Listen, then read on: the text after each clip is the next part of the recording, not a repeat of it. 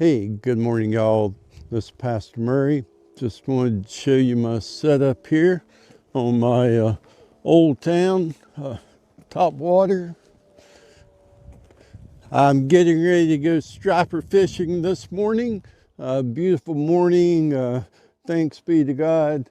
I've got some great bait from Chris's bait shop.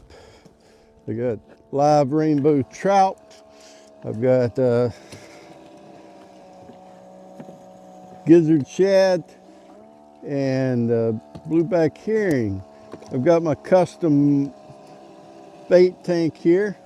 I have a Venturi putting oxygen in. That's the trout we got.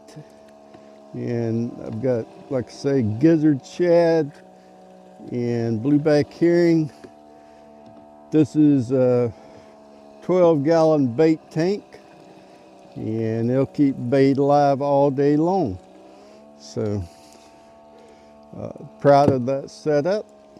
I hope to do a video in the future on this bait tank setup, and we'll go from there, everyone. I have an escapee. Let's get him back in. Yeah, there we go. So yeah, that's it. Just wow. Let's go fishing, y'all.